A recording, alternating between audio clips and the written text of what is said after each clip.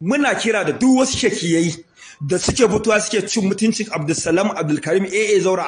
bu mu hana su ci mutuncin su ba, amma abin da muke so idan za su hau kukar to su cire takalman, domin wannan kukar mai wahalar hawa ce. Abin da muke so mu gaya musu, Abdulsalam Abdulkarim AA Zaura ka zage shi ne a waje ka ci mutuncinsa, amma ka je ka ji uwarka kana cewa bawon Allah da yake taimaka mana yake taimakawa ƴaƴanmu an zalunce shi, ubangiji Allah ka masa mafita. Kaga shi da muka tabbatar da cewa Abdulsalam Abdulkarim AA Zaura irin abin da aka yi masa ashe bai dace din ba. Da wannan muke ƙara kiran da wayannan shakiyan yaran, wallahi alazim in dai Abdulsalam Abdulkarim AA Zaura ne zaka fito ka ce ka ci mutuncin sa, to muna nan kamar inda ka shirya mu ma mun shirya. Kuma mu ahalin gidan Malam Ibrahim Shekarau da wai kuke nufin a'a wai mun zo muna ga Malam Ibrahim Shekarau, ku ina kuka san Malam Ibrahim Shekarau? Mu ne muke rufe kofa da shi, shine i fada yace nan da kwana 10 zan cika shekara 70, saboda haka ni yanzu na yanki boarding pass, babu abin da yafi dacewa illa in zikiri in yi salati in yi hailala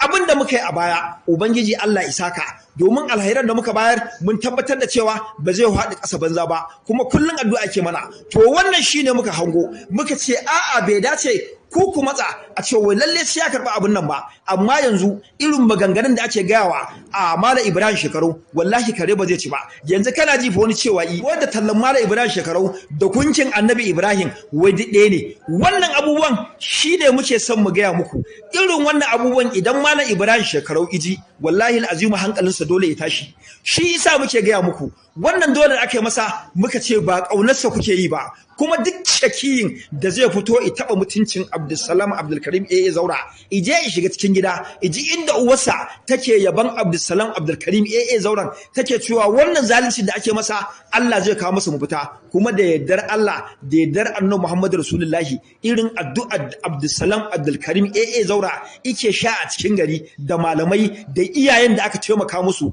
wajen ƴaƴansu da su kansu yaran da aka taimaka musu wajen tallafi na gudunmawar cewar irin abubuwan da suke ba daidai suke bayo ga sun shiru su kansu addu'a suke wa Abdulsalam Abdulkarim AA Zaura da yardar Allah. Mun san in Allah da wannan abin Allah ba zai tabar da shi ba, yana nan sai an yi addu'ar cewar wannan abin da ya faru da shi ayi gwandama wannan abin da zai samu da yardar Allah luntsime mai kujera daga sama za ta tawo Abdulsalam Abdulkarim AA Zaura za mu mora, su ma za su mora, iyayen yaran da suke taya mu addu'a za su mora in Allah da albarka annabi da alqur'ani sai Allah ya ba shi da lintsime mai kujera a ministan Najeriya. Muke so mu ga mai girma gwamnatin jihar Kano a matsayin ka na masoyin Abdulsalam Abdulkarim AA Zaura, lalle ne ai kokari wannan mu fita a nemo Abdulsalam Abdulkarim AA Zaura a fada shugaban kasa, kuma dama shi masoyi ne kullun a tallansa. Maganar da yake yi in dai kana son shugaban kasar Najeriya to idan za ka yi tallan kanka